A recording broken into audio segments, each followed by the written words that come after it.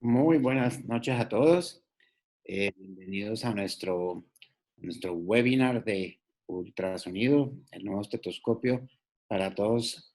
Para nadie es un secreto la importancia que ha cogido el ultrasonido para el diagnóstico y la miniaturización y la disponibilidad del mismo a nivel mundial. Así que queremos hacer un webinar que le permita a todos un mejor conocimiento del mismo y mirar sus aplicaciones. Vamos a dar 5 minutos para empezar, para permitir que la gente que se vaya conectando entre y arrancamos. Les agradecemos mucho su presencia. Muchas gracias.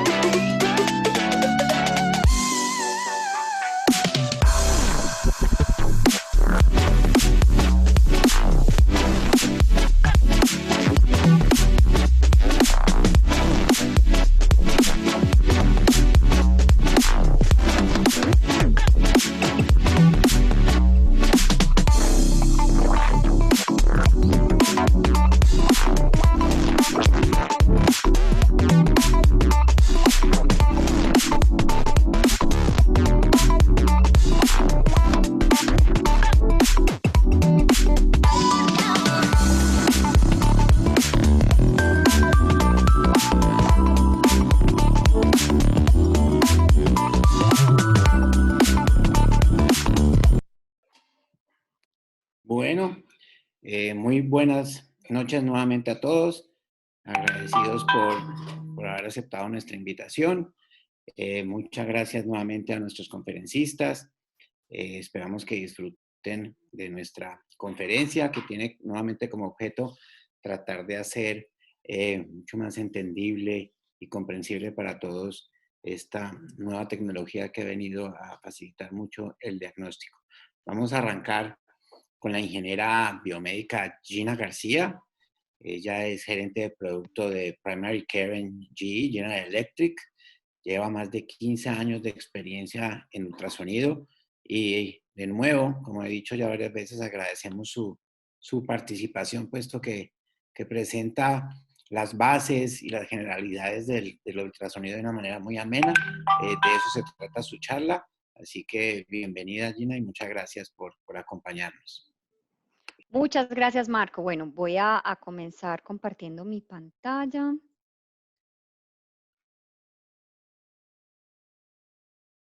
Me cuentan si ya la vemos para comenzar.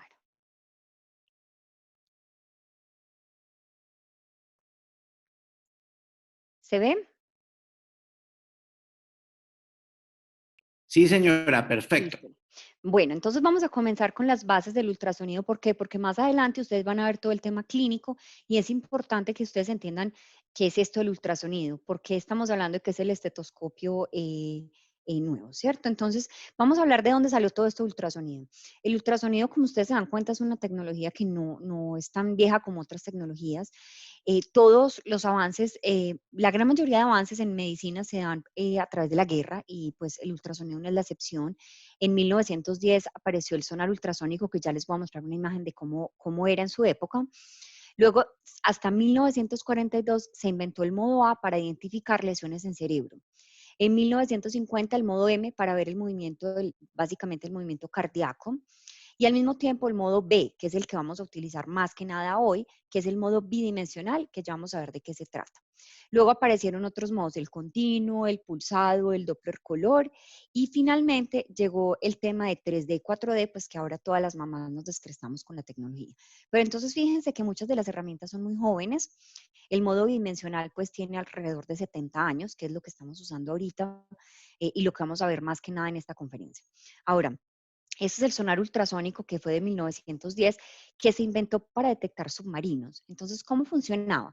Funcionaba con un emisor, que es la parte que ustedes ven vertical, que emitía unas ondas de ultrasonido, chocaba con un elemento y luego esas ondas las recibía un receptor.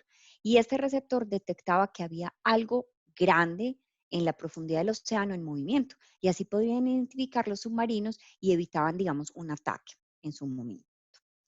Ahora, ¿qué es el ultrasonido? Entonces tenemos sonido audible, que nuestro oído puede detectar que va de 20 Hz hasta 20 kHz. Por debajo de 20 Hz es infrasonido, que nuestro oído no es capaz de detectarlo, y por encima de 20 kHz es ultrasonido, que nuestro oído tampoco lo puede detectar. Dentro de ese ultrasonido hay varios tipos de ultrasonidos. Está el ultrasonido diagnóstico, que es el que utilizamos para hacer las ecografías para diagnosticar, que van normalmente entre frecuencias de 1 a 20 MHz. Ahora, ustedes seguramente han escuchado el ultrasonido terapéutico. El ultrasonido terapéutico normalmente está por debajo del megahertz o alrededor de un megahertz. ¿Por qué? Porque lo que queremos en ese caso es diferente, ¿no? Lo que necesitamos para el ultrasonido terapéutico es estimular el tejido, generar calentamiento y cavitación, mientras que el ultrasonido diagnóstico lo que necesitamos es formación de imagen. Entonces eso es muy diferente y este es el rango de frecuencias que normalmente vamos a ver. Ahora, ¿por qué hay diferentes frecuencias y por qué necesitamos diferentes transductores? Eso ya lo vamos a ver.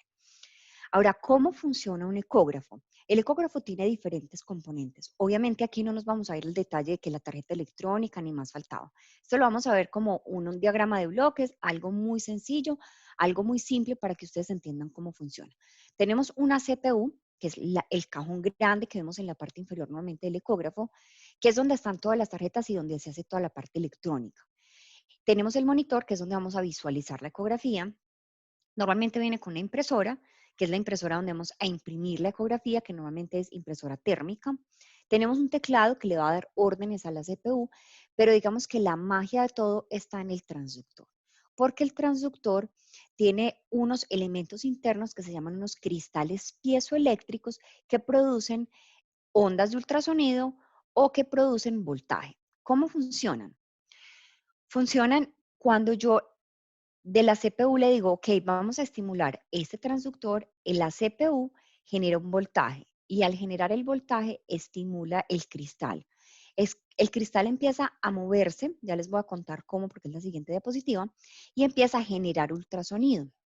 Al mismo tiempo, cuando el ultrasonido regresa de los tejidos y choca con los cristales, al estimularlos, estos cristales, como tienen esa propiedad especial, generan voltaje. Y este voltaje entra a la CPU y la CPU se encarga de hacer toda su transformación para llegar a formar las imágenes en el monitor.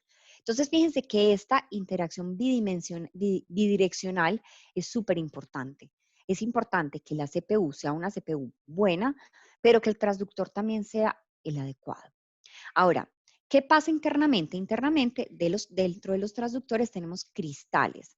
Cuando ustedes piensan en cristales, ¿en qué piensan? Piensan en pedacitos de vidrio. Es eso, tal cual. Son pedacitos de vidrio muy pequeños y muy delgados. Y por eso es que los transductores son muy frágiles, excepto algunas marcas que hacen, digamos, como un blindaje especial del transductor. em, Estos transductores son muy susceptibles a daños porque son cristales muy delgados. ¿Por qué son delgados? Porque de acuerdo al grosor va la frecuencia, ¿sí? ¿Qué pasa con el voltaje cuando es aplicado al cristal? El cristal empieza internamente a cambiar la forma en que están orientados sus átomos. Entonces, ese cambio de orientación va generando una vibración. Y esa vibración, al aumentar el grosor y disminuir el grosor del cristal, va generando una onda de ultrasonido. Y eso es lo que deseamos. Pero ¿qué pasa? Esta onda de ultrasonido a veces necesitamos que sea de un pulso más corto o de un pulso más alto, es decir, que tenga alta frecuencia o baja frecuencia. ¿Y esto para qué? Porque, ¿qué pasa? Tenemos a veces tejidos que son muy profundos, como el hígado, como los riñones, como la próstata, como el útero. Y tenemos tejidos más superficiales, como la tiroides, como la mama, ¿sí? Entonces, ¿qué pasa? Entre más alta sea la frecuencia, más rápido se atenúa en el tejido, es decir, más rápido se destruye la señal. Entonces, ¿qué pasa? Esta alta frecuencia es perfecta para ver cosas muy superficiales, pero yo no puedo ver cosas muy profundas.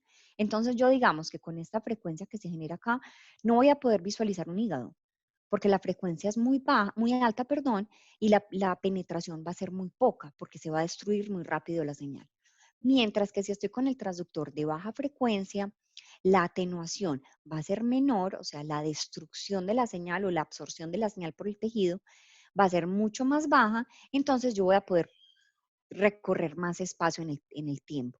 Entonces, este tipo de frecuencias, o sea, transductores de baja frecuencia, llegan más profundo. Pero entonces siempre hay una regla. Yo sacrifico algo, pero en aras de algo. Por ejemplo, yo les digo, ok, quiero una frecuencia más baja.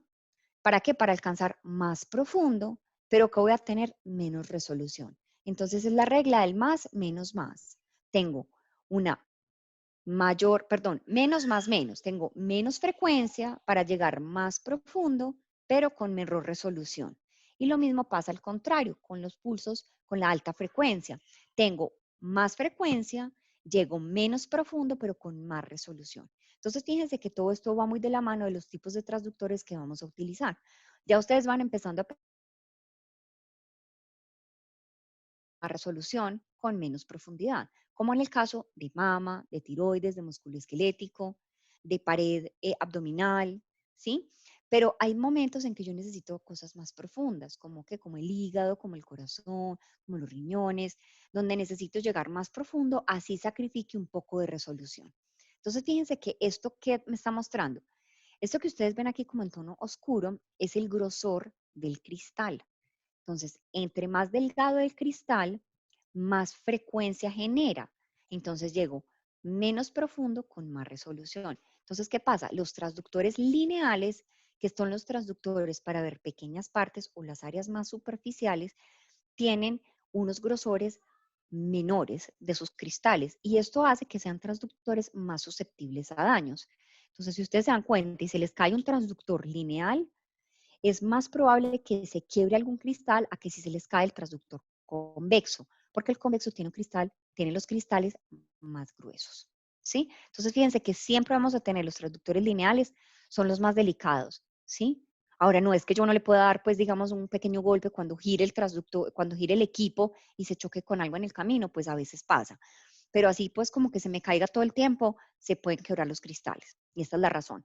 Ahora, hay marcas que tienen carcasas más rígidas para precisamente evitar este daño de los cristales, pero eso va acompañado de una disminución de la calidad de imagen. Entonces, uno tiene que ver con qué juego. Juego con que voy a sacrificar calidad de imagen para que el cristal no se dañe o voy a ser lo suficientemente cuidadoso, tampoco tiene que ser una cosa excesiva, como para que el transductor no se me dañe, pero sin perder resolución de imagen. Entonces, es cuestión de mirar qué necesitamos en la institución, ¿sí? Ahora, hay grandes enemigos del ultrasonido y uno de ellos es el aire. Entonces, cuando yo tengo aire, el ultrasonido no es capaz de viajar a una buena velocidad. Entonces, fíjense que ustedes ven acá la velocidad a la que el ultrasonido viaja por el aire, 330 metros por segundo. Y miren, por ejemplo, en agua, 1480. Es por eso que el agua es un excelente conductor del sonido. Y algo tan sencillo como meterse en una bañera, uno escucha como más los sonidos, ¿no? En ultrasonido pasa igual. Y esa es la razón por la cual yo le tengo que poner gel al transductor. Si yo no le pongo gel, tengo aire. Y si tengo aire, pues no pasa el ultrasonido. ¿Sí? Entonces, el aire es un enemigo importante del ultrasonido y es por eso que nosotros no podemos ver perfectamente, por ejemplo, el colon, porque el colon lleva aire. ¿Sí? Por eso no podemos ver tampoco bien el estómago, porque el estómago tiene un poco de todo. ¿Sí? Salvo que sea pues endoscópico para ver masas, porque yo no voy a ver úlceras con un ultrasonido endoscópico. Pero fíjense que aquí hay varios enemigos, que es primero el aire. En el pulmón, fíjense que hay una buena, tampoco hay una buena penetración del ultrasonido, no tiene una buena velocidad, pero hay cosas que podemos ver y esas son algunas de las cosas que seguramente vamos a ver hoy. Ahora, ¿qué modos encontramos en los ecógrafos hoy? El más importante es el B, que es el bidimensional o brightness o brillo, que lo vamos a ver es la parte anatómica, vamos a ver las estructuras anatómicas, vamos a identificar el tamaño de algún órgano o el tamaño de alguna lesión, vamos a identificar que el órgano tenga una ecogenicidad sana, digamos en el caso del hígado podemos ver si un hígado es sano o si hay un hígado graso o qué otro tipo de patología podemos encontrar. Podemos encontrar la posición también, si la posición de algún órgano se modificó o si hay alguna patología que nos indique que el órgano está en un sitio diferente. Pero bueno, eso lo van a ver después, pero básicamente el bidimensional me ayuda a ver estructura del tejido. Voy a ver anatomía, ¿sí? Tengo otro modo, bueno, acá tengo los transductores, entonces fíjense que los transductores van muy de la mano de lo que voy a hacer, ¿sí? Tengo el transductor convexo que voy a ver todo lo que es zonas profundas. ¿Por qué? Porque los cristales son más gruesos, producen frecuencias más bajas para penetrar más. Entonces, ¿qué voy a ver? Toda la parte abdominal. Básicamente es lo que más se utiliza. Y algo de pulmón, si es que vamos a ver ahorita algo de pulmón.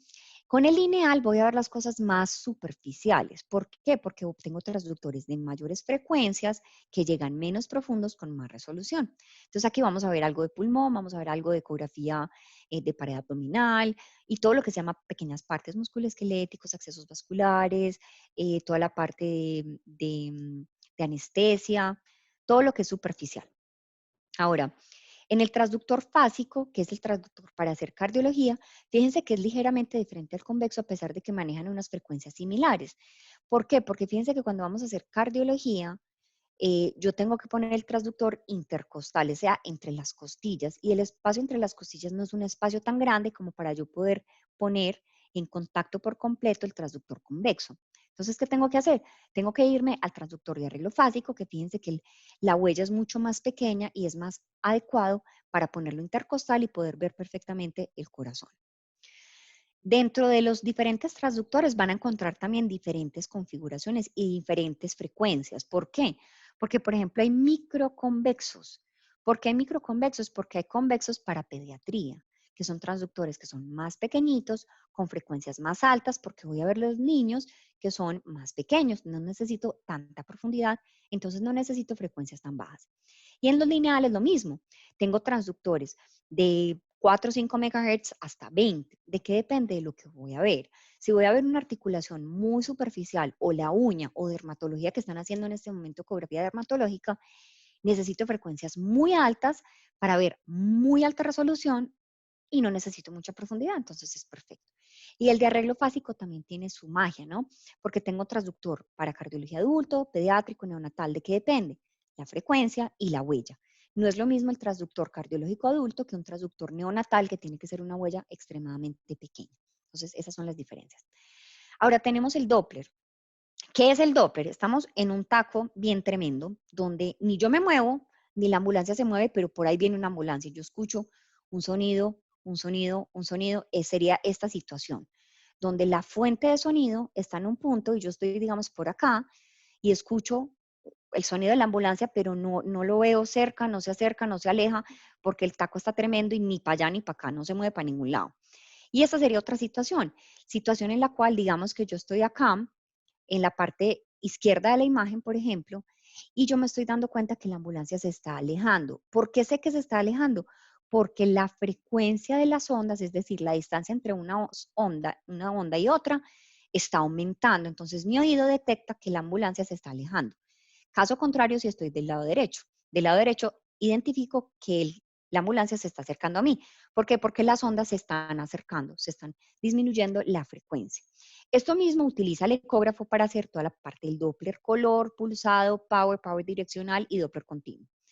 Eso sería el caso en que el transductor está quieto y la célula sanguínea no se mueve, es decir, no pasa nada. Pero esa no es la realidad. La realidad es que las células sanguíneas se mueven. Entonces, ¿qué pasa? Yo tengo el transductor, tengo la señal que genera el transductor y choca contra la célula sanguínea, que en este caso, de la parte superior, se acerca al transductor. Cuando se acerca, ¿qué pasa? Las ondas se comprimen y el ecógrafo puede detectar que esta célula se está acercando y lo codifica con un color que es el color rojo. Y este lo está detectando que se está alejando porque las ondas se expanden, o sea, la frecuencia aumenta, disminuye. Y aquí puedo detectar que la célula sanguínea se está alejando del transductor y esto lo voy a ver con una colorización azul en el equipo. Entonces, fíjense que aquí les muestro. Este sería el Doppler color que simplemente me está asignando en los puntos donde él detectó estos cambios de frecuencia por la frecuencia que genera el ecógrafo, detecta simplemente si es rojo es porque las ondas se están comprimiendo y si es azul se están alejando. Esto es muy diferente a tener Doppler, este Doppler color es muy diferente a tener Doppler power. El Doppler power no me está detectando velocidades. Yo con el Doppler color estoy detectando a qué velocidad se está moviendo esa célula sanguínea. Y muchas veces yo necesito detectar cosas más sensibles. Entonces pongo el Doppler Power. El Doppler Power no me está identificando a qué velocidad se están moviendo las células sanguíneas, sino que me está detectando qué cantidad de células sanguíneas hay en ese momento en esa zona. Entonces, esto es muy útil cuando quiero detectar alguna lesión tipo cancerígena, pues con algún tipo de sospecha cancerígena. Entonces, este Doppler Power está en la gran mayoría de equipos en el mercado y es muy útil cuando uno necesita detectar este tipo de lesiones. Ahora, es muy importante que ustedes entiendan que hay una cosa que se llama colorización y otra muy diferente es Doppler. Colorización es una pantalla con un tono sepia, azulado, que esto se ve chévere, se ve bonito, pero no me está dando información adicional. Esto es un modo bidimensional con una colorización. Mientras que cuando estamos hablando de Doppler color, le estoy añadiendo información a ese paciente de lo que le estoy haciendo. Cuando yo veo Doppler color, estoy viendo información hemodinámica, estoy viendo flujo sanguíneo. ¿Sí? Es muy diferente. ¿Y por qué hago este hincapié? Porque a mucha gente le dicen, doctor, le voy a vender su equipo con color. Ojo, ¿con Doppler o con colorización? Porque colorización no me da información adicional. Simplemente es un ecógrafo más bonito, más caro, pero no es Doppler color. Entonces, ojo, porque es importante la diferencia. Eso era todo lo que tenía para hoy. Es un abrebocas muy rápido de todo lo que es el Doppler, el ultrasonido. las bases de ultrasonido. ¿Dónde se puede hacer el ultrasonido? Básicamente en cualquier parte del cuerpo. No quise ahondarle en las aplicaciones porque eso lo vamos a ver enseguida en las aplicaciones del día de hoy con el doctor Marín y el doctor Yuri. Entonces, los dejo con ellos. Cualquier duda, pues aquí estaré. Este es mi correo y mi teléfono también si necesitan alguna cosa de las bases. Y bueno, yo creo que ya los dejo con los expertos en la parte clínica. Muchas gracias, Gina. De nuevo agradezco que hayas aceptado nuestra invitación. Como les decía al comienzo, una explicación muy didáctica, sencilla, entendible para todos los que estamos entrando en el mundo del ultrasonido. Muy bien. Vamos a hacer una serie de preguntas después de la presentación del doctor Marín, que sigue a continuación. ¿Listo? Y muy bien. El doctor Alejandro Marín Tamayo continúa con nuestras presentaciones. Es cirujano general, es especialista en simulación, es coordinador de cirugía de la Universidad Cooperativa de Colombia, profesor de la Universidad Cooperativa también en la ciudad de Medellín, profesor en cirugía, y sigue con su presentación de la aplicación del EcoFast extendido en trauma, con una presentación muy interesante mediante un caso simulado que él va a ir comentando. Así que bienvenido, doctor. Muchas gracias por aceptar nuestra invitación. Lo dejo con el público.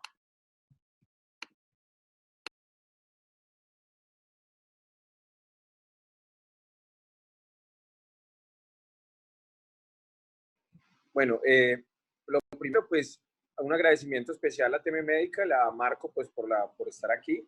Excelente presentación de Gina. Yo creo que nos deja con información muy importante acerca de lo que estamos hablando el día de hoy de ultrasonografía.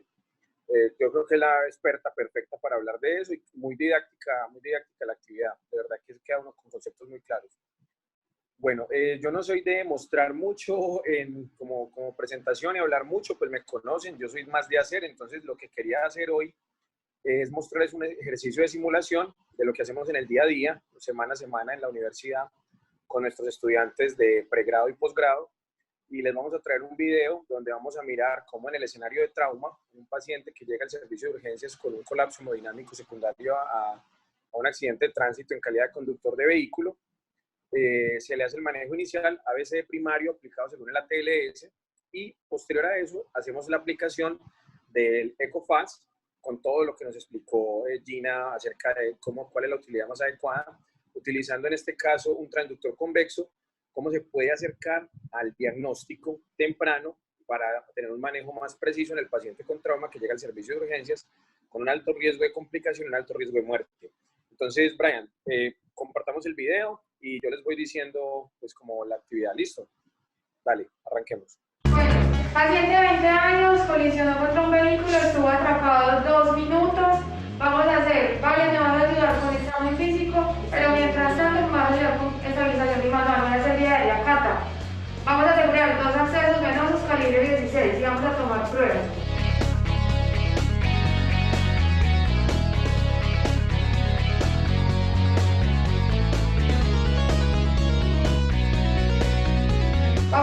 Estamos preoxigenando y vamos a hacer intubación porque el paciente nos relata que llegó, está con un lapso de 3.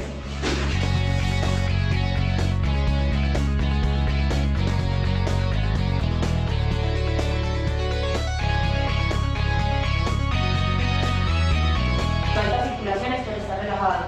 Listo, entonces vamos a proceder a intubación.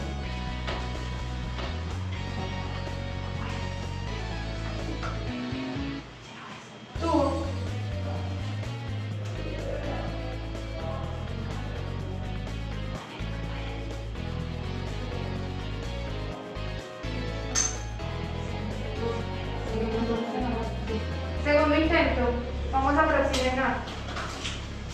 Cata, por favor me ayudas con la intubación, da la vuelta, da la vuelta. Haces estabilización bimanual para yo empezar con examen Listo. físico.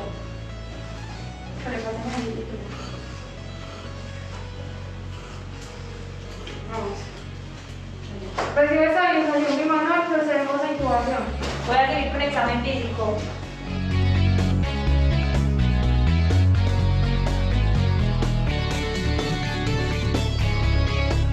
Listo, tenemos un paciente con pulso de 117, saturación de 100, presión arterial media 58. Verificamos situación. Saturación del 100.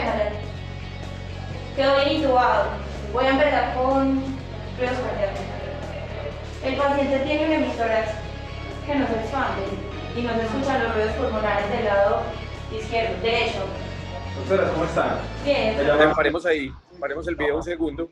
Entonces, muy interesante. Miren, estamos viendo un ejercicio de simulación clínica de alta fidelidad. Aquí en este caso estamos trabajando con un simulador de alta tecnología que nos ofrece aislamiento de ruidos pulmonares, aislamiento de ruidos cardíacos, alteración neurológica, entonces podemos cambiar pupilas. Es un simulador que nos permite perfectamente ocasionar en los estudiantes un nivel de estrés, pero un nivel de realidad, que es el objetivo pues, que hacemos en simulación en el día a día en cirugía, para que nuestros estudiantes lleguen al servicio de urgencias con las capacidades y la posibilidad resolutiva. Entonces, miren, este grupo que está conmigo en este momento en el video son niñas de 7º semestre, son estudiantes de medicina, y ellas están, pues miren la tranquilidad y cómo han manejado el tema. Aquí hay una cosa muy interesante, miren que nos están ofreciendo a través del estetoscopio, ¿cierto? Que es semiológicamente gracias al doctor Lenec, que nos ofreció pues esta herramienta desde hace muchísimos años. Estamos auscultando ruidos cardíacos y ruidos pulmonares. Ella en este momento está diciendo que tiene, pues, escucha el corazón, tiene dudas, pero tiene una hipoventilación en el lado derecho, o sea, posiblemente una lesión en el lado derecho, sin llegar a más detalles. Pero tenemos un paciente que está inestable hemodinámicamente y al cual de entrada no podemos decir si la lesión que tiene en el tórax es lo que está causando las complicaciones asociadas. Entonces, miren, interesante porque el estetoscopio nos da herramientas y la clínica obviamente es demasiado importante para nosotros, la semiología nos da herramientas muy importantes, pero nos queda faltando algo más. En un paciente que fue accidente de tránsito, politrauma, puede tener varias lesiones asociadas y es interesante el caso por eso. ¿Listo? Dale, Brian, continuemos por favor. Sí, doctor. Bueno, ¿cómo vamos? Cuénteme. Bueno, entonces tenemos un paciente de 20 años que ingresó, para que la otra pueda... por favor, que ingresó luego de accidente automovilístico, tiene un brazo que le llevó con un brazo de 3. 2, 3. Ya. Entonces, 20 años, accidente de tránsito en calidad de conductor de vehículo automotriz. Creo que estamos por default. Quedó a Gasto de 3, por lo que...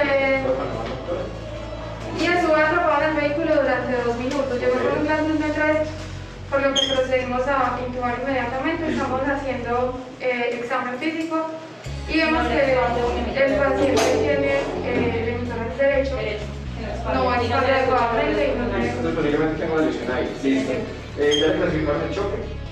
Le pasamos 1000 y no ha mejorado. Listo. Estamos ocupando el productor, que es un shock grado 4. Choque grado. Listo, con el neurológico. Claro que no sabemos si es secundario a TEC. ¿Las pupilas cómo están? Anisocoria. Listo, perfecto. Entonces vamos a oxigenar, ¿cierto? Hiperventilamos un poquito, que eso nos ayuda. Entonces tenemos un choque grado 3, más o menos 3-4, ¿cierto? Digamos que el débil neurológico es por el choque grado 3.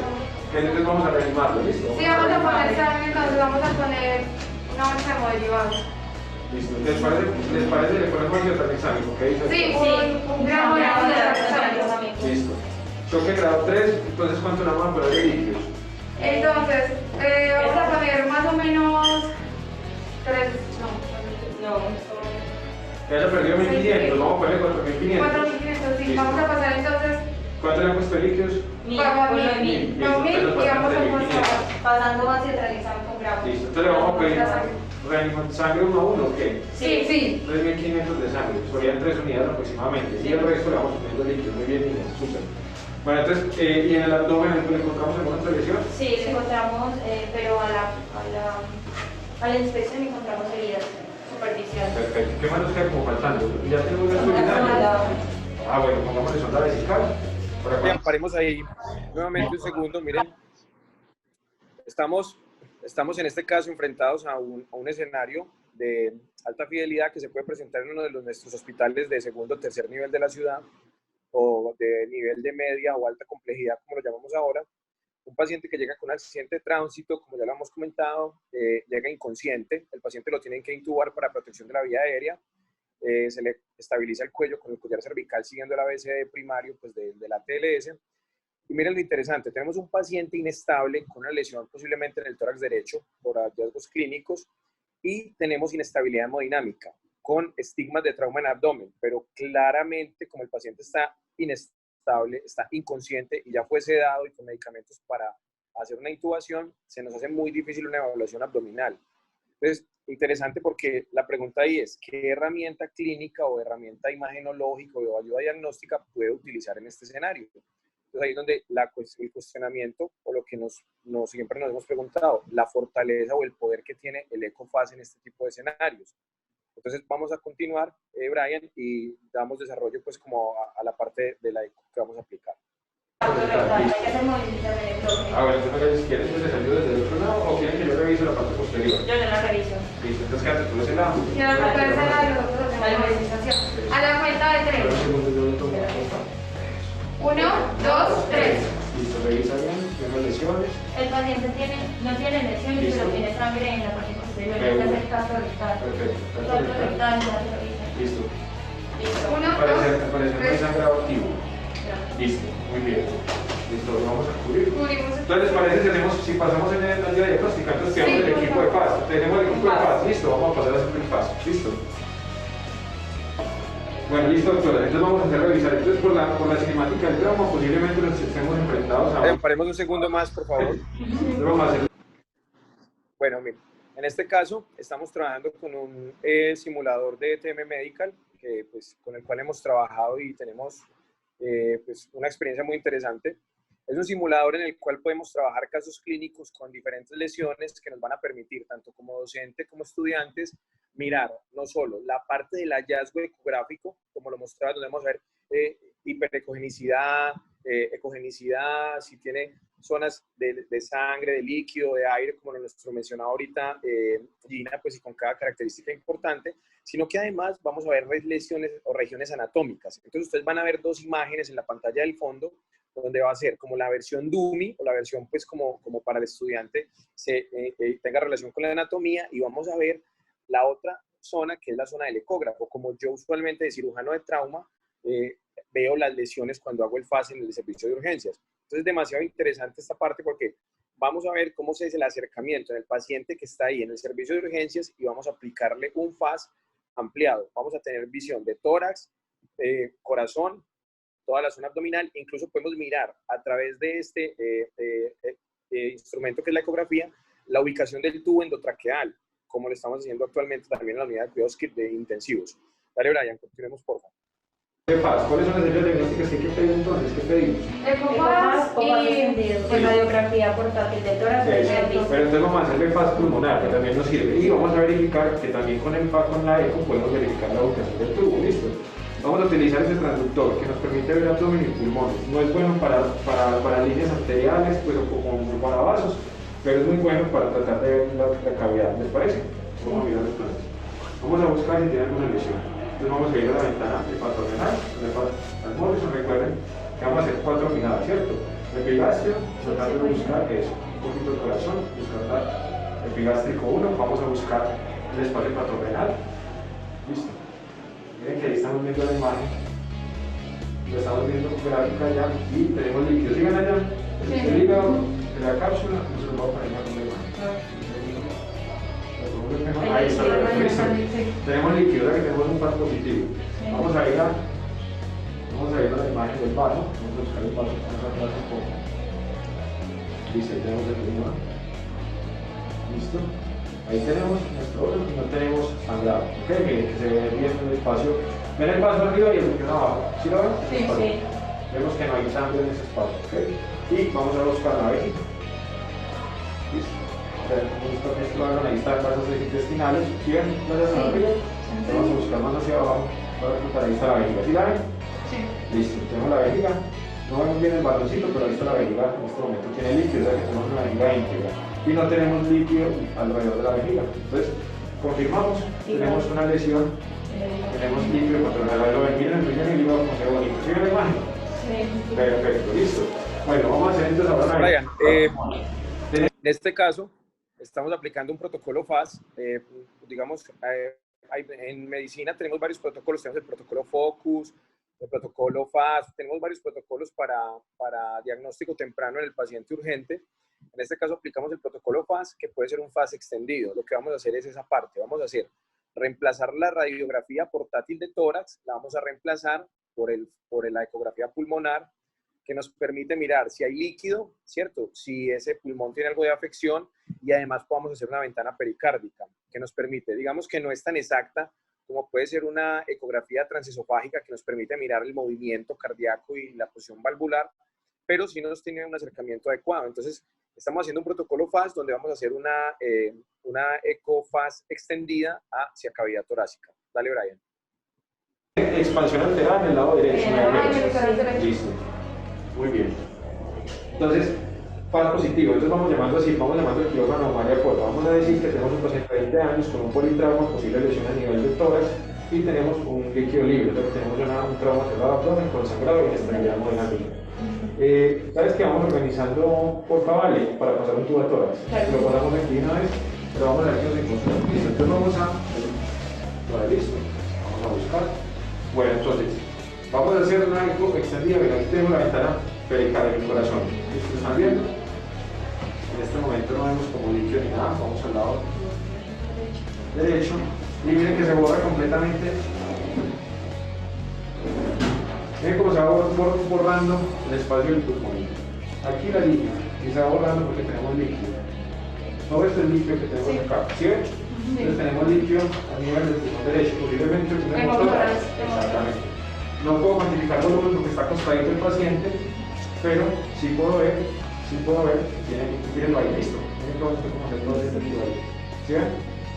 Cómo cambia la densidad desde acá que está el pulmón normal, acá que se ve todo el líquido pleural y se ve la pleura. ¿Sí ven la pleura? ¿Cómo se marca? Muy bien. Listo, entonces tenemos líquido en el lado derecho, listo. Y vamos a terminar con la ventana pericárdica ampliada. Ya vamos a hacer una ventana formal del corazón. Con la eco también podemos ver no solo el corazón, podemos ver las cavidades, sino que podemos ver el movimiento del valvular y podemos ver el llenado del ventrículo y de la aurícula derecha. Eso es muy importante porque nos permite ver si nuestro paciente está bien reanimado o no. Lo que no podemos hacer por ejemplo, un estetoscopio. El estetoscopio nos va a mostrar ruidos cardíacos, pero nos va a mostrar... Listo. Bueno, entonces vamos a buscar el corazoncito. Entonces aquí estamos mirando. Miren qué bonita la imagen. Miren cómo late, pero miren todo eso oscuro que hay alrededor. ¿Sí ven? Miren cómo está pasando la sangre. Miren ahí. Miren el movimiento vascular, pero miren que todo esto es líquido libre. ¿Sí ven? Les voy a tratar de poner aquí en la ventana. Miren ahí, qué bonito. Miren el corazón completo está colapsado porque tenemos líquido ahí. ¿Sí lo ven? Sí.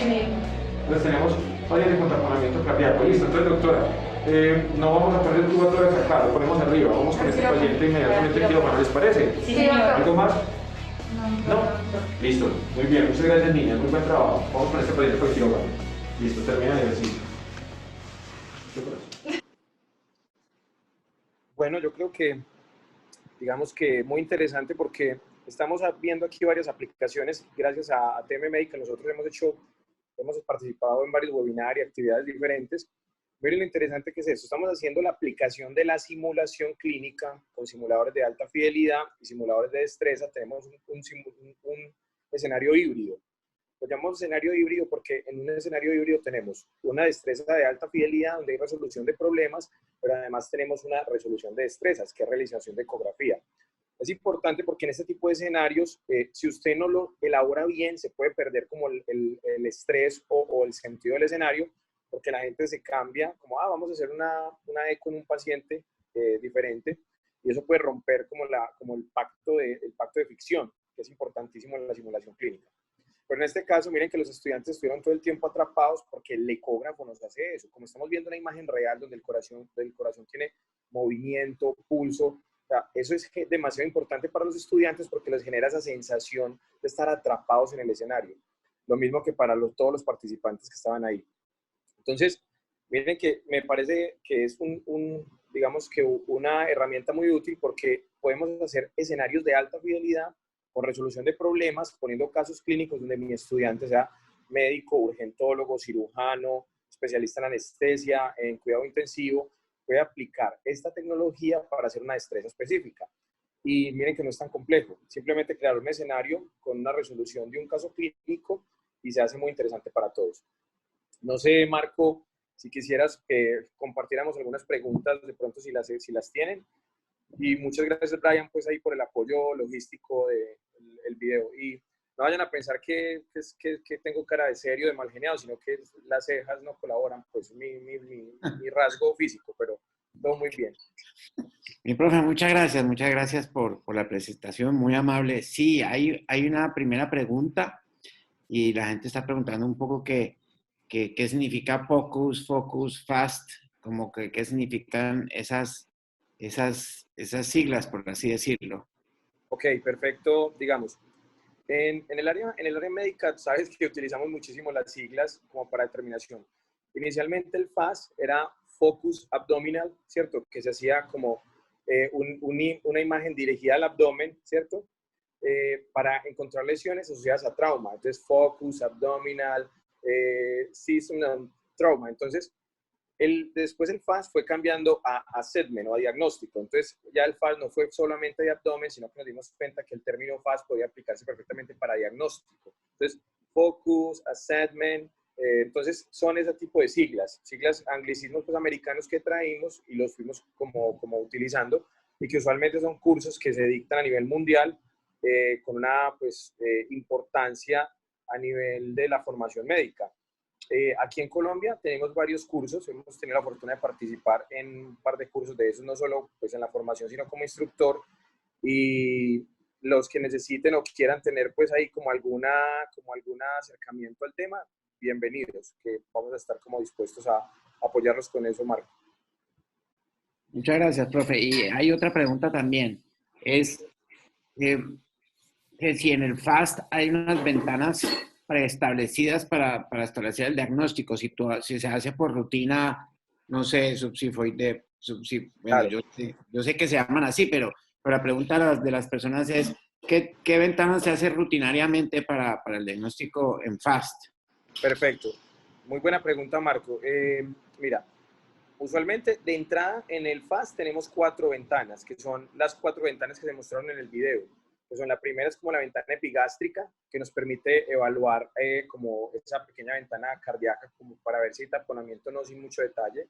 Está la ventana hepatorrenal, o lo que llamamos el saco o el espacio de Morrison, donde podemos ver líquido libre, y eso nos orienta mucho porque es como una de las zonas más tempranas de líquido para ver si hay alguna lesión.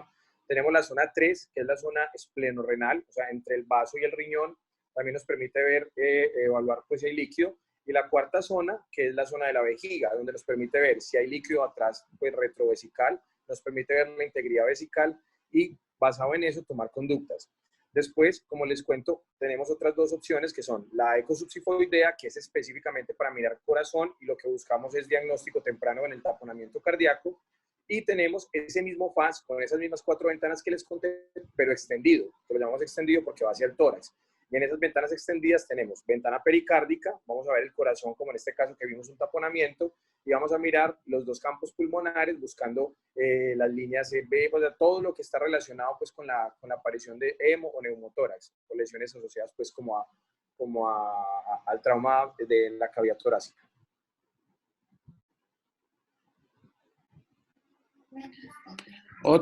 Profe, otra pregunta, también me parece interesante. ¿Hay alguna forma de, mediante medidas, tratar de cuantificar la cantidad de líquido? Y si también hay alguna forma mediante la imagenología de aseverar o de verificar si es sangre o no. Y también decían que si esto, era otra pregunta, pero yo la estoy como combinando en una sola.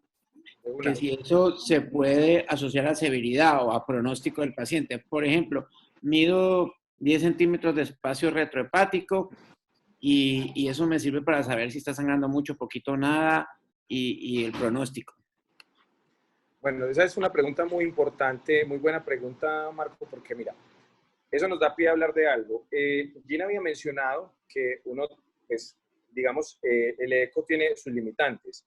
lo que llamamos los artefactos, donde los artefactos, además de los artefactos, necesitamos líquido. Entonces, digamos que una de las limitantes del eco es que la persona que hace la eco tiene que estar muy bien entrenada en eco, no solo para hacer la destreza, pues dónde ubica el transductor, cómo lo ubica, ¿cierto? Sino además la interpretación de la imagen que está viendo. Entonces, sí, digamos que cuando uno revisa la literatura, dicen que más de 100 cc de líquido pueden ser visibles para un experto y de 100 para arriba, pues obviamente va a ser más fácil.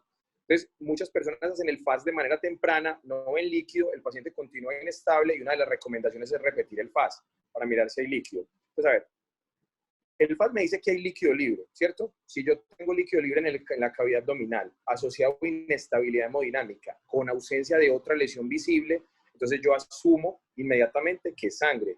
No es que el AECO no me permite decir claramente que me dice que es líquido, no me dice qué característica de líquido tiene en la cavidad abdominal. En la cavidad pleural sí me puede ofrecer, si de pronto tiene coágulos, lo que llamamos ecos densos, que son como lesiones pues como más formales, me puede decir, pero en la cavidad abdominal no. En la cavidad abdominal cuando vemos líquido en un paciente inestable con otra lesión que no está evidente, le decimos claramente que es líquido libre, que ese líquido libre debe ser sangre y el paciente debe ir a cirugía, que es otra limitante. Yo no puedo decir por eco la magnitud del trauma hepático. Yo puedo ver, por ejemplo, una lesión hepática, puedo ver una laceración hepática si es muy grande, pero yo no puedo decir con certeza, como en la tomografía, ¿cierto?, que es una lesión de qué magnitud. Lo que quiero que quede muy claro es que el FAST reemplaza, bueno, más que no reemplaza, no, el FAST está volviendo, el FAST es el futuro, pero el futuro hace 10 años. En Colombia estamos peleando por tener el FAST en el servicio de urgencias, en la cabecera del paciente en anestesia, en la cabecera del paciente en el cuidado crítico, porque la ECO nos permite hacer un montón de actos tempranos, invasiones seguras. Entonces, a eso quiero ir, que hay imágenes mucho más específicas pues, y especializadas como la tomografía, la resonancia, pero la ecografía en manos capacitadas se permite evaluar muy bien una lesión sin que se pase algo que puede ser potencialmente mortal para el paciente, que ese es el objetivo. El FAST es descartar lesiones potencialmente mortales. No sé si queda clara la respuesta, Marco. Clarísimo, profe. Esa última frase me parece tan importante. El FAST en manos capacitadas permite descartar lesiones potencialmente mortales para el paciente. Sí. Importantísimo. Y no solamente lesiones, un infarto, un taponamiento, arritmias, la parte cardio también, importantísimo. Sí. Tiene una ventaja adicional, Marco. Mira, por ejemplo, en este caso, pues ya de hecho lo viví en mi experiencia como cirujano, me tocó hacerlo en un momento, en alguna vez, donde nos llegó un paciente al servicio de urgencias con un taponamiento cardíaco traumático por una herida por arma cortopunzante. En ese momento mi compañero, el cirujano que estaba operando, estaba con otro paciente montado en quirófano. Entonces ese paciente lo tuvimos que regular, o sea, montarlo en una ambulancia y llevarlo a otra institución donde tuviéramos quirófano disponible, y guiado por ecografía le pudimos hacer una pericardiocentesis, o sea, llegar al pericardio, drenarle sangre para que ese corazón que estaba tan comprimido pudiera tener un poquito más de movimiento y mejorarle algo, pues no totalmente, pero de manera temporal, mientras llegaba al otro hospital donde llegó y se llevaba al quirófano. Entonces, no solo nos permite hacer diagnósticos tempranos y certeros, nos permite hacer diagnósticos y procedimientos que salvan vidas.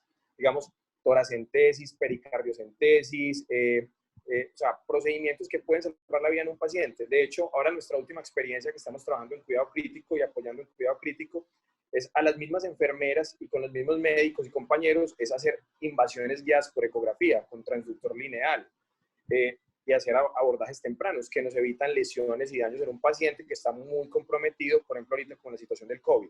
Entonces, por eso yo soy un enamorado 100% de la eco, tú lo sabes, a mí me encanta, si por mí fuera tendría un ecógrafo en el bolsillo, espero que algún día usted, Marco o Gina, me lo regalen para tenerlo y llevarlo a todas partes, pero de verdad que yo soy un enamorado del eco, porque creo firmemente en que es un entrenamiento para todos, y no es pelear con el radiólogo, porque es una pelea frecuente, que es que los radiólogos quieren hacer esto, pero es que los cirujanos, ¿por qué lo hacen? Los rentólogos, no, ellos son muy expertos y lo pueden seguir haciendo, y ellos van a facturar sus ecografías, pero es una herramienta que es la manera temprana en un paciente crítico, donde yo no tengo el radiólogo a la mano, salva vidas con el entrenamiento adecuado, y todos nos podemos entrenar.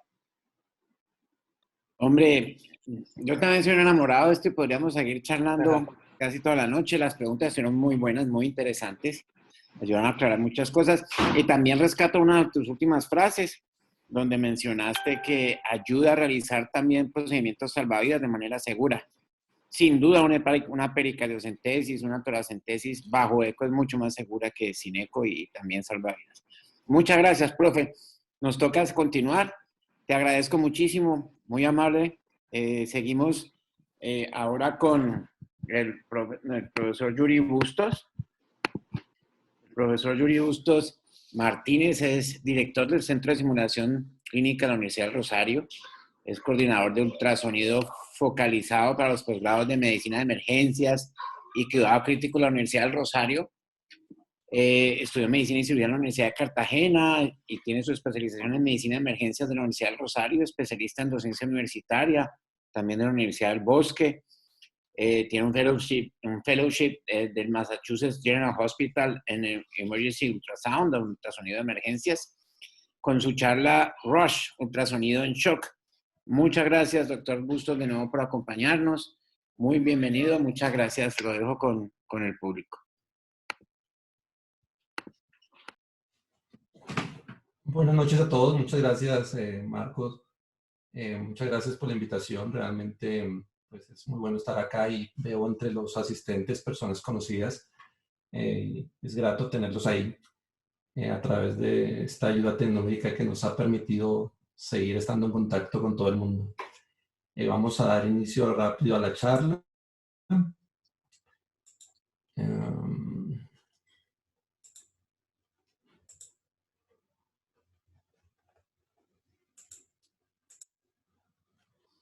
Okay. Entonces vamos a hablar un poco del ultrasonido en el paciente en estado de shock.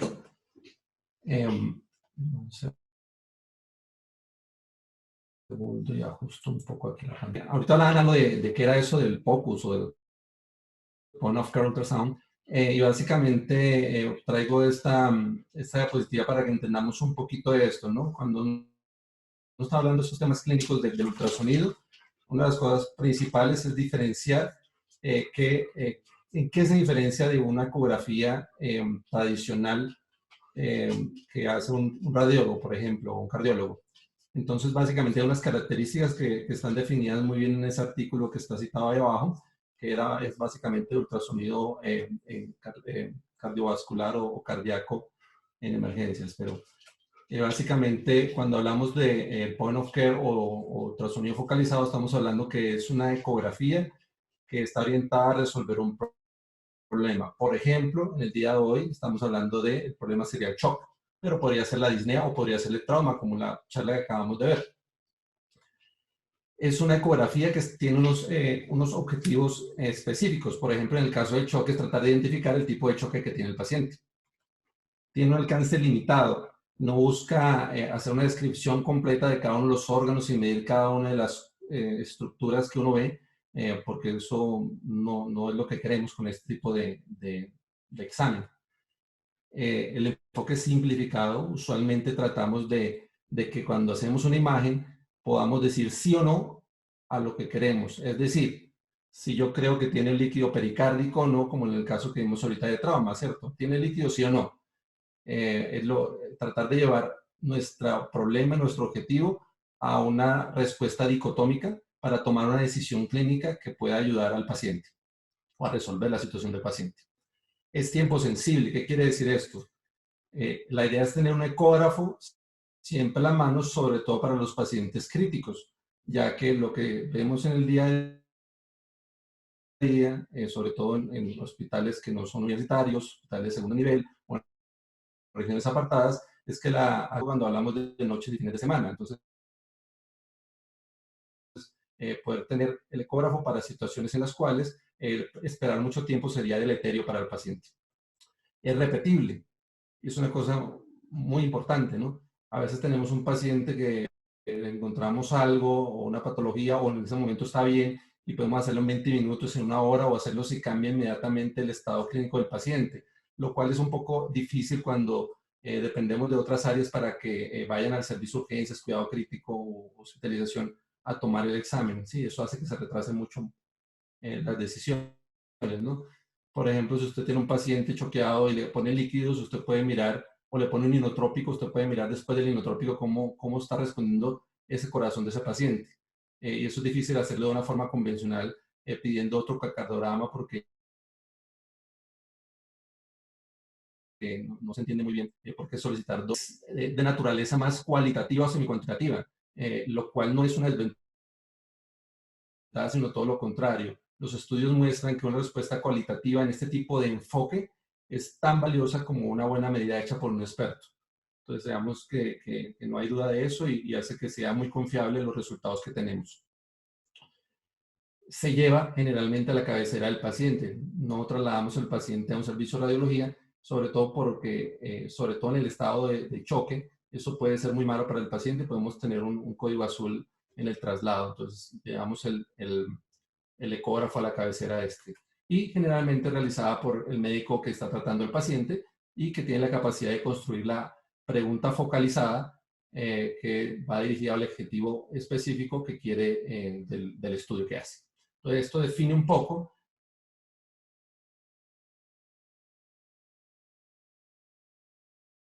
un término bastante utilizado.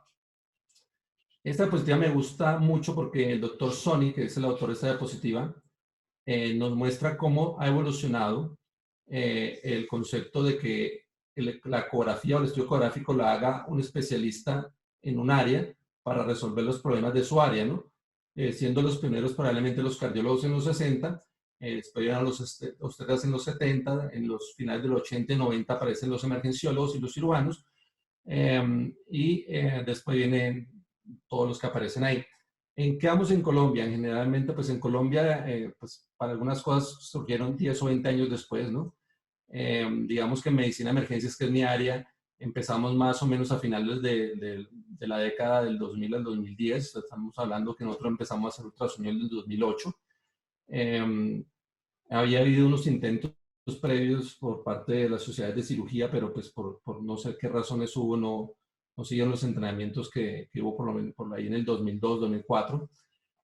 Nosotros empezamos a apoyar grupos de cuidado crítico y ellos arrancaron muy fuerte después. Anestesia hacía un poco de este tipo de ultrasonido, pero sobre todo los anestesiólogos cardiovasculares. Posteriormente, pues pudimos dar cierto apoyo también a esas áreas y hoy tiene un desarrollo impresionante de anestesia en todo lo que tiene que ver con bloqueos, con todo esto del POCUS. Son sociedades que están muy bien organizadas y han podido generar mucho conocimiento al respecto y mucha experticia.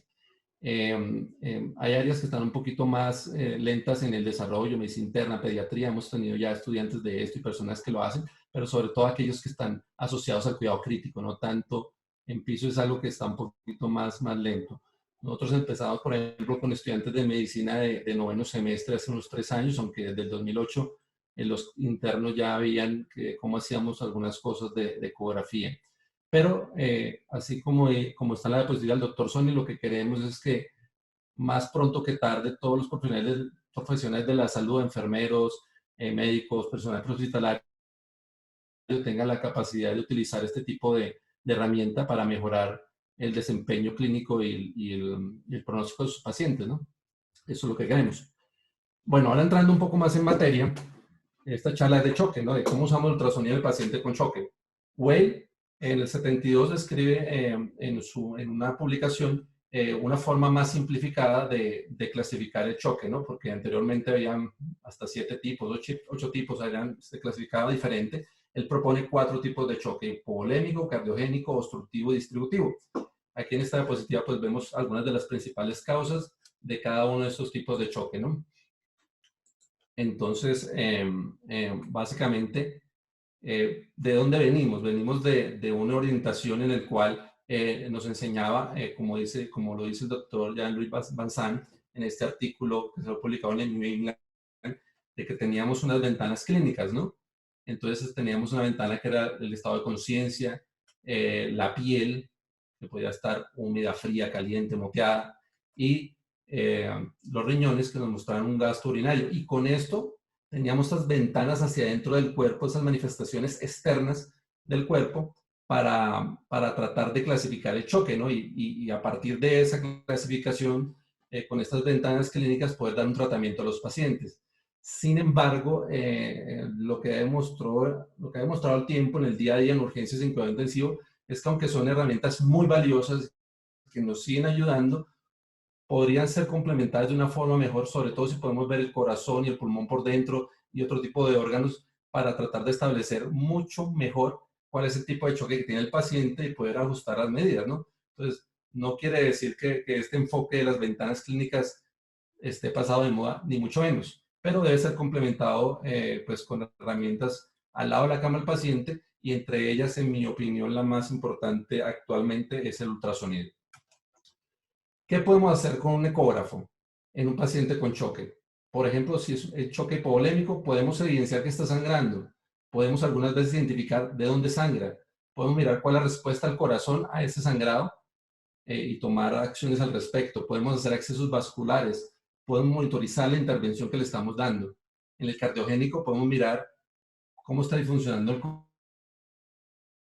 corazón, si hay un problema valvular. Podemos monitorizar las intervenciones de inotrópicos, vasopresores u otras intervenciones que hacemos.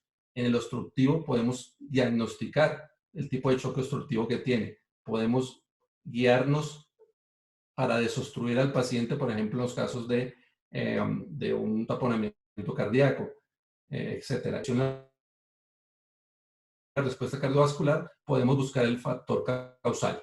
Obviamente suena que es demasiado, y puede ser complejo, pero realmente no. Realmente hay enfoques simples y complejos. A nosotros en medicina de emergencia nos gustan los enfoques más simples. En la charla anterior, una de las preguntas preguntaban como esto del FAS y del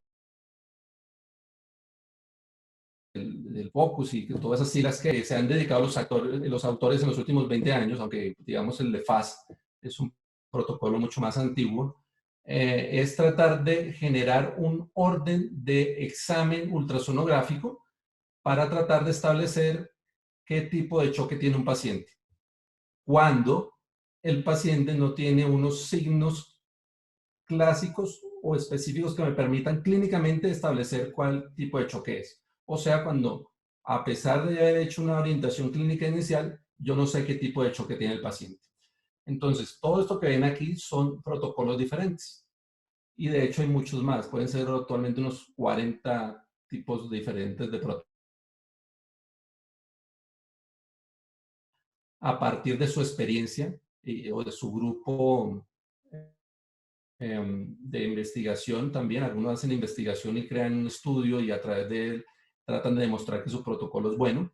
Pero todo esto son tipos de protocolo para choque. Si ustedes ven, hay unos números, por ejemplo, aquí está 1, 2, 4, 3, 5. El número quiere decir en ese protocolo específico qué hacía primero el grupo, ¿no?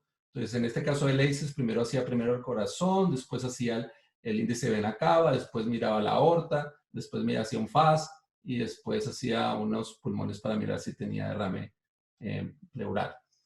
Y así están todos. Hay unos que son más simplificados, algunos que son mucho más completos. La mayoría empiezan haciendo ventanas cardíacas, pero no todos. Y eso es lo que hay, una cantidad de cosas que cuando una persona está aprendiendo, dice, bueno, ¿y es que me los tengo que aprender todos? ¿Cuál es mejor? Y no es una respuesta que no es tan fácil, ¿no? Lo primero que tenemos que saber es que no hay que aprenderse todos estos protocolos, no es necesario. Lo segundo que debemos saber es que no hay ningún estudio que enfrente un protocolo contra otro para decir que uno es mejor que otro.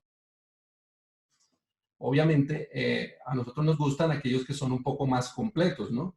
Porque nos pueden probablemente llevar a una respuesta de poder identificar mucho mejor el tipo de choque al explorar más áreas, ¿sí? Entonces, casi siempre nos terminamos yendo con, pues probablemente, si solamente le miro el corazón, pues si no le miro el abdomen, no le miro la aorta, pues me va a quedar una cantidad de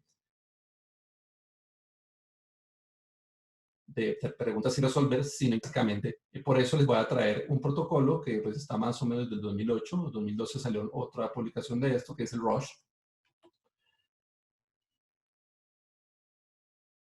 ¿Por qué Roche? Si miramos este protocolo, que es muy interesante, ¿sí? que pues llaman Fast Reliable, Es muy interesante y pues para mí es muy claro, pero seguramente para una persona que está comenzando es terrible. O sea, es como ves unas líneas, unos causas de hipotensión asociados a una cantidad de flechas que muestra una cantidad de estudios que tengo que hacer y no es fácil de entender. O algunos hacen un protocolo como este y entonces generan un algoritmo, pero que tiene tantas flechas que cuando la persona está comenzando a aprender a usar el ultrasonido, casi que renuncia inmediatamente a este tipo de protocolos y le parece que es una cosa demasiado especializada. Cuando uno ya aprende se vuelven muy claros, pero al principio probablemente la mejor idea no es empezar con este tipo de protocolos que tienen tantas variables o que las muestran de una forma. Por eso la mayor parte de gente le gusta mucho el protocolo Roche. ¿Por qué le gusta? Porque simplifica. O sea, cuando nació el protocolo Roche, era un protocolo que no tenía estudio. Los expertos se reúnen y buscan una forma de entender cómo abordar un paciente con choque de causa desconocida a través de un estudio ecográfico. Y entonces, ¿qué deciden hacer ellos? Deciden dividir el estudio en 3. Uno que ellos llaman bomba, en el cual mirarán todas las cosas que tienen que ver con el corazón. Otro que llaman tanque, ¿sí? Otra parte de este estudio, que básicamente va a mirar las cavidades, ¿cierto? Y las fugas o no de líquido. Y otro que llaman tuberías, que básicamente va a mirar la aorta y las venas de las piernas. Entonces, cuando uno explica así, pues a la mayor parte de personas, así no tengan mucha experiencia, les va a ser mucho más fácil entender qué es lo que está buscando esa persona que está haciendo ecografías. Entonces, cuando hablamos de bomba, lo que hacen en este protocolo es hacer 4 ventanas cardíacas, que son las ventanas cardíacas clásicas. Una que se llama paraesternal corta y larga, que se hace en el tercer, cuarto espacio intercostal, pegadito al esternón. Una apical que se hace al lado, en la punta del corazón, perdón. Y otra que se hace en la región subsifoidea, como la que describían en la charla anterior. Y con eso tratamos de ver el corazón por todos lados para tratar de establecer si hay un problema de la bomba, de la función cardíaca como tal, que pudiera estar explicando el choque del paciente. Y básicamente, ¿qué vamos a buscar específicamente? O cuáles serían las preguntas focalizadas para hacer más simple el abordaje ultrasonográfico y el análisis de la imagen. Es mirar si tiene derrame pericárdico y signo de taponamiento. Es mirar si la contractilidad cardíaca está comprometida o no, sobre todo al ventrículo izquierdo, pensando en un choque cardiogénico, o mirar si tiene una dilatación aguda del ventrículo derecho, pensando en que tenga el paciente un TEP. Entonces, básicamente, esas son las 3 cosas principales que yo busco cuando le hago una ventana cardíaca en este protocolo de Roche en un paciente que tiene choque y no conozco la causa del choque. La segunda parte, el tanque. ¿Qué es lo que queremos ver aquí? Básicamente, 2 cosas. Bueno, vamos a hacer ventanas de pulmón, ¿sí? Vamos a hacer ventanas de abdomen, básicamente. Y podemos incluso hacer una ventana de las yugulares y de la vena cava inferior, ¿sí? ¿Qué pretendemos con las yugulares y la vena cava inferior? Mirar si están muy grandes o si están muy pequeñas las yugulares. Eso nos dirá, pues, unas yugulares muy grandes quiere decir que probablemente no tiene un problema de pérdida de líquido, irán orientados a que tiene una pérdida de líquido, ya sea por causa médica o causa traumática. El FAST que ya explicaron en la charla pasada, para ver si tiene líquido libre en el abdomen específicamente. Ahí no sería la parte cardíaca porque esa la vimos en la parte de la bomba. Y además, cuando mira tórax, además de mirar si tiene neumotórax, entraríamos a mirar si además tiene unas cosas que se llaman líneas B, que básicamente son unas líneas verticales blancas que uno ve en el pulmón cuando hay congestión por aumento del agua pulmonar extravascular, ¿sí? Que me llevaría a pensar en ese caso de un comportamiento probablemente cardiogénico. Y la tubería, básicamente vamos a mirar 2 cosas. La aorta, que son todas estas imágenes, la A, B, C y D, y la femorales hipoplites para mirar compromiso trombótico. Entonces, miraremos el circuito arterial, sobre todo buscando aneurismas aórticos que estén rotos o con alto riesgo de ruptura, y miraremos el circuito venoso, sobre todo para mirar si hay trombos que estén obstruyendo la circulación a este nivel y que puedan relacionarse con un TEP como causa de choque. ¿Qué tan bueno es esto? Pues al principio, aunque todo el mundo empezó a utilizar lo criticaban porque no había estudios al respecto. Parecía una buena imagen, una buena idea, una idea didáctica, pero con poca evidencia, ¿no? Lo cual, en mi opinión, no le quitaba validez, porque cada uno de los componentes del Roche, como de todos los protocolos, tiene evidencia particular, ¿no? Entonces, no debería ser inferior cuando asocias varios tipos de estudio. De hecho, hoy en día esto lo conocemos como ultrasonido focalizado multiorgánico, y básicamente nos ayuda no solamente para el choque, sino para la disnea y para muchos otros problemas. Pero bueno, en el 2019, el año pasado, sale este metaanálisis que trata de recoger los estudios de Roche, o que tienen un enfoque, así no lo haga en ese orden, que por lo menos hace las mismas ventanas, y tratar de mirar qué tan bueno es esto para cada uno de los tipos de choque. Y lo que vemos es que los números son bastante buenos. El hipovolémico tenemos una sensibilidad del 81 con especificidad de 91, el cardiogénico el 83 con 97 especificidad, el obstructivo 93, 98, es muy bueno para el obstructivo, que generalmente es el que mata más rápido. El distributivo también tiene buenos números, sobre todo en especificidad, ¿sí? Y desde esta tabla como para que vean que pues realmente hay evidencia actualmente, hay metaanálisis, y realmente es algo que deberíamos siempre usar. Ahora les voy a mostrar como en imágenes qué es lo que hacemos cuando hacemos todas esas imágenes, ¿no? Cuando hacemos todas esas ventanas de tubería, de tanque, de bomba, cómo construimos con esas ventanas que hacemos probables patrones que nos llevan a pensar: este paciente tiene hipovolémico, este paciente tiene un choque obstructivo o cardiogénico o distributivo. ¿Cómo sería un patrón clásico de un paciente con un choque hipovolémico? Le haríamos ventanas cardíacas, obviamente, entre otras, ¿cierto? Y en las ventanas cardíacas veremos un corazón cuyas cavidades derechas, que son estas de acá, tienden a estar vacías. E incluso cuando el choque es muy severo, las cavidades izquierdas también tienden a estar muy reducidas y puede estar muy hiperdinámico, con una frecuencia cardíaca muy alta. Esta es una ventana subsifoidea. Si miramos la cava de este paciente, que es esta cosa negra que está aquí, anecoica, vemos que tiende al colapso, ¿sí? Nos está hablando que probablemente este paciente tiene una baja volemia, o por lo menos que sería respondedor al líquido si le ponemos líquido en un paciente en estado de choque. También revisaríamos las cavidades, ¿no? Y podríamos ver, por ejemplo, si tiene líquidos aquí a nivel del tórax o si tiene líquido aquí a nivel del abdomen. Por ejemplo, en esta ventana vemos que este es el hígado, es una ventana del cuadrante superior derecho para un FAS. Este es el hígado, este riñón, y aquí tiene una imagen entre el hígado y el riñón que es anecoica o negra, y nos está indicando la presencia de líquido abdominal. En este caso, por ejemplo, tiene líquido pero en el tórax. Aquí vemos que están las vísceras abdominales y todo ese espacio es tórax y está lleno de líquido. La interpretación no necesariamente es como la del FAS. Si el paciente acaba de tener un trauma, yo debo interpretar esa imagen anecoica como líquido y ese líquido como sangre.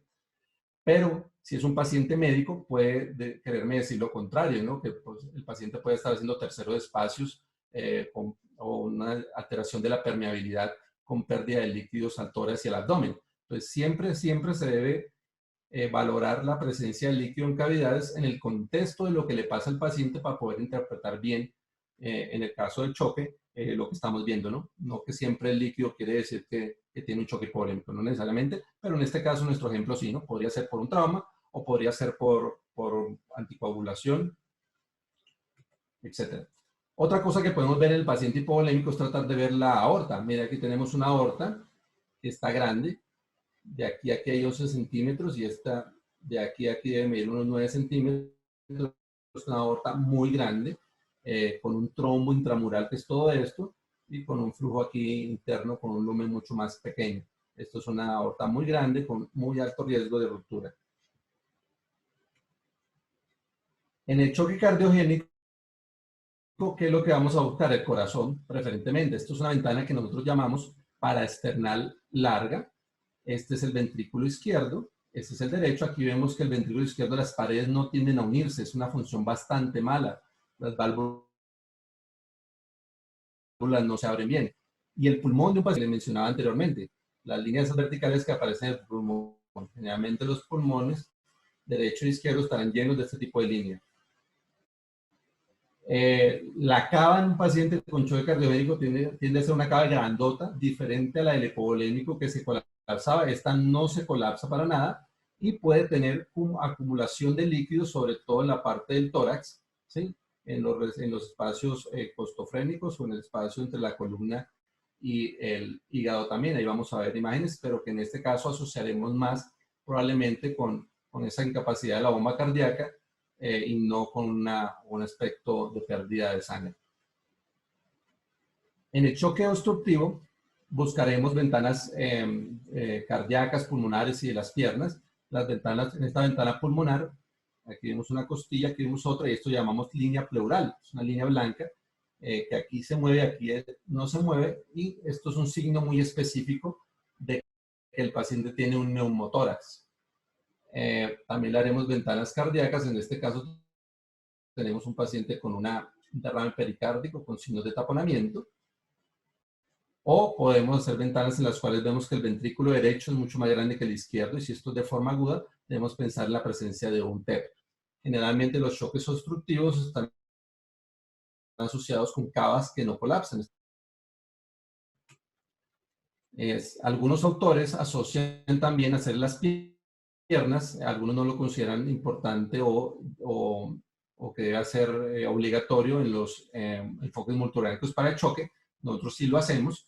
Básicamente es hacer ventanas de las venas femorales comunes y de la apoplitea. En este caso, aquí les muestro un ejemplo en el cual estoy haciendo una imagen de esta es una arteria femoral común, esta es la vena femoral y esta es la gran safena. Lo que hacemos básicamente es comprimir, y al comprimir, si colapsa totalmente la parte venosa, quiere decir que no tiene trombo ahí. Si vemos y contrastamos con esta imagen, en esta imagen vemos que esta es la arteria, esta es la vena femoral y esta es la gran safena.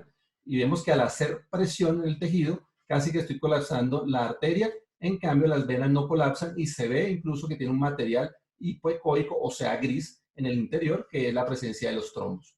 O sea, si encontramos esto en un paciente choqueado, debemos pensar que probablemente hay trombos que están yendo hacia la causa más probable que el paciente esté en estado de choque.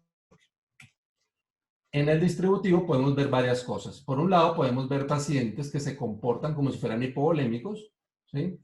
Y en ese momento será el momento en el cual el líquido sería una buena opción. Pero podemos ver también que pacientes que migran hacia un comportamiento en el cual hay una disfunción cardíaca, como en este caso, y unas cavas que no colapsan, y probablemente sea el momento de que tratemos de, además de probablemente parar los líquidos y asociar inotrópicos o vasopresores.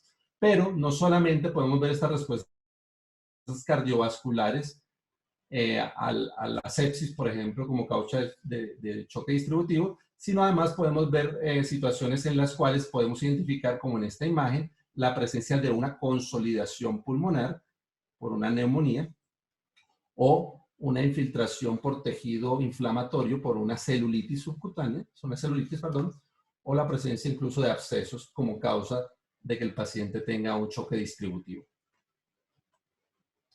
Esta tabla básicamente resume en letras lo que les acabo de mostrar en imágenes, y básicamente vemos cuáles serían los patrones en un choque por hipovolemia, por obstrucción, y cada una de las cosas que vemos en cada uno de los órganos que estamos revisando, ¿sí?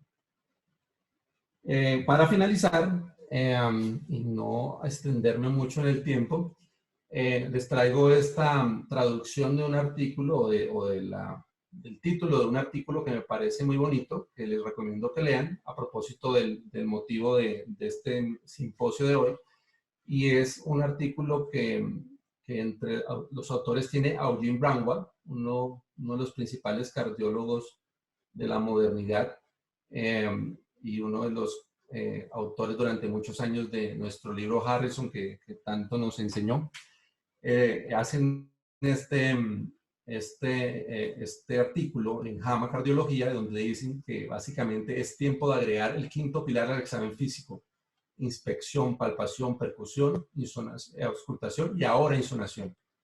Y nos dicen cómo pasamos en el tiempo de ver, tocar, escuchar, oler, incluso probar las secreciones de los pacientes y todo el paciente para diagnosticar, a cuando llegó Laennec en 1816 e inventó el estetoscopio, que básicamente traduce observar el pecho. Y hoy esta es nuestra realidad.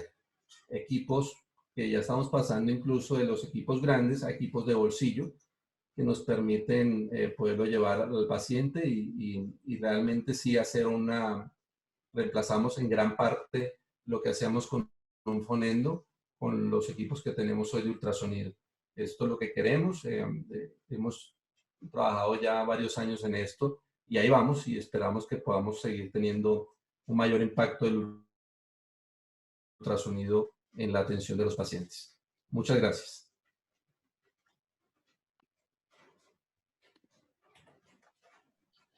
Doctor Julio Bustos, muchas gracias. Gracias por compartir tu conocimiento en un pedazo de tiempo tan breve. Gracias por hacerlo de una forma tan didáctica. También me pareció muy elegante la forma de presentarlo. Sin duda el shock es una de las principales causas de muerte, y las diferentes causas ahí resumidas y cómo diagnosticarlas con el uso del ultrasonido, para mí es súper práctico, y la forma de presentar las imágenes ecográficas también, para los que pues, más o menos sabemos manejar unas imágenes, ha sido muy práctico, y creo que para los que no también. El objetivo de esta charla era ese: transmitir. Fuimos incrementando en complejidad, como ustedes pudieron ver, y esa última diapositiva sobre los pilares del examen físico sí que cuestiona, y sí que lo ponemos a pensar. Yo soy un fanático de esa última frase que acabas de expresar, porque la facilidad ya de hacer un diagnóstico en manos entrenadas es muy asertivo, rápido. Esa primera diapositiva sobre POCUS y tiempo sensible, rápida, bueno, en fin. Muchas gracias por compartir tus años de experiencia en el tema. Ya estamos llegando al tiempo límite del webinar. Teníamos 20 minutos por presentación, más unos tiempos de preguntas. Agradecemos mucho a los conferencistas. Muchas gracias por su participación. No sé si alguno de los conferencistas tenga alguna observación, si quiera adicionar algo. Gracias por explicar lo que significaba POCUS, FOCUS, sobre todo POCUS. Hay una pregunta. Tu charla giró alrededor del Roche, pero que si además, una última pregunta, si además del Roche tienes alguna, porque el Roche obviamente está muy enfocado en shock, ¿cuál de los otros que mostraste recomendarías más, o lo recomiendas muy enfocado a lo que estés sospechando? Hay una persona que llama la atención todos los diferentes protocolos que uno podría hacer, y para ti, ¿cuáles serían como los más prácticos? Que tú también lo dijiste, no es imposible aprendérselos todos y sería una locura, pero la pregunta de la persona era, pues, ¿cuáles serían los más prácticos? ¿Cuáles recomiendas que me aprenda? ¿Qué opinas de la pregunta, doctor Bustos? Bueno, es una pregunta muy interesante. ¿Qué hacemos hoy en día? Digamos, nosotros lo que le enseñamos a los estudiantes de pregrado y posgrado es cómo se mira el corazón, cómo se mira el pulmón, cómo se mira el abdomen, cómo se mira la cava, cómo se miran las piernas. Y básicamente no necesariamente manejamos un protocolo. ¿Por qué? Porque cuando uno mira todos los protocolos, los más importantes y los mejores tienen los mismos componentes. Entonces, ponerle un nombre no tiene mucho sentido, ¿sí?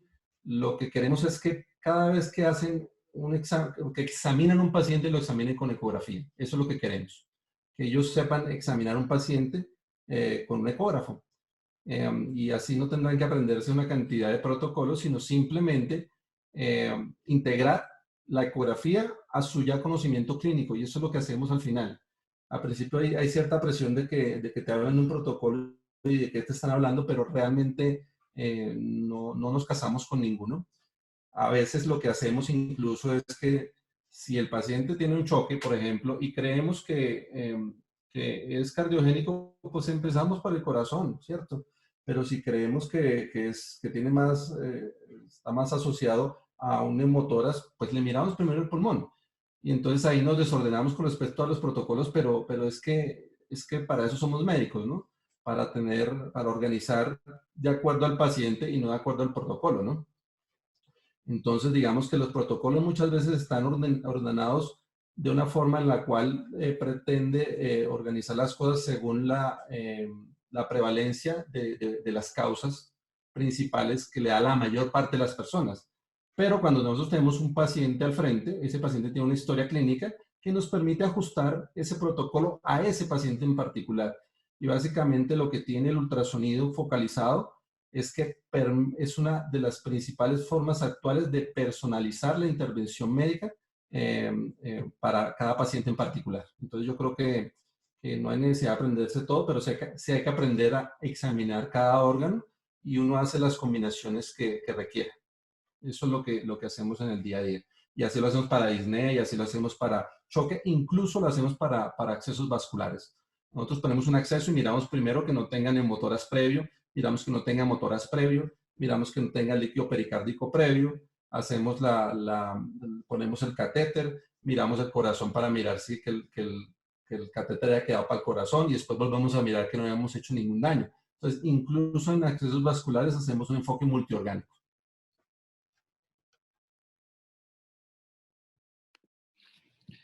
Muy, muy interesante, sí. Esa frase de como que aplicamos los protocolos según el diagnóstico, para eso somos médicos, estoy muy de acuerdo.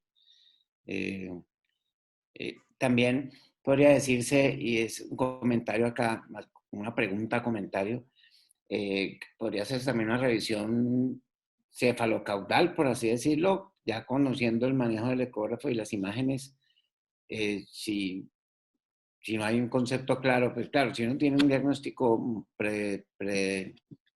preestablecido, va directo, pero también se podrían hacer evaluaciones cefalocaudales. No sé, es un comentario que quise traer de los chats Sí, que claro. quise traer a colación. Nosotros actualmente, según el paciente, obviamente, algunas veces hacemos doble transcranial, otras veces miramos el ojo para si tiene un desprendimiento retina, o podemos ver, por ejemplo, si lo podemos usar para verificar una intubación orotraqueal, y así vamos bajando. O si tiene, muchas veces yo tengo un paciente y simplemente al mirarlo veo que tiene un brazo hinchado y que lleva algunos días en la UCI, y lo que le busco es trombos ahí, ¿cierto? Y encuentro el trombo y simplemente es cambiemos de ese exceso por otro porque ahí está produciendo daño. Entonces, lo que hacemos es eso, examinar al paciente, básicamente, y cada día examinamos más y no es largo, o sea, realmente un protocolo que incluya corazón, pulmón, aorta, cava, TBP, se hace en menos de 10 minutos y con práctica incluso en menos de 5. Y básicamente eso es como, no es que uno vaya de afán, es que con el tiempo uno lo hace mucho más rápido. Y para algunos protocolos como el choque, por ejemplo, pues hacemos 2 ventanas para mirar si tienen neumotórax, porque es que no 8 ventanas. ¿Por qué? Porque si es un neumotórax que está choqueando al paciente, pues no necesitas, tiene que ser un neumotórax grande. Entonces a veces hay que ajustar también, dependiendo de la causa, cuántas ventanas haces para poder ser más eficiente dependiendo la gravedad y el tiempo que tengas para intervenir el paciente. Sí, sin duda una de las virtudes es que con entrenamiento sí puede ser muy, muy veloz la evaluación del paciente y muy rápida. Bueno, no. Muchas gracias de nuevo a nuestros conferencistas.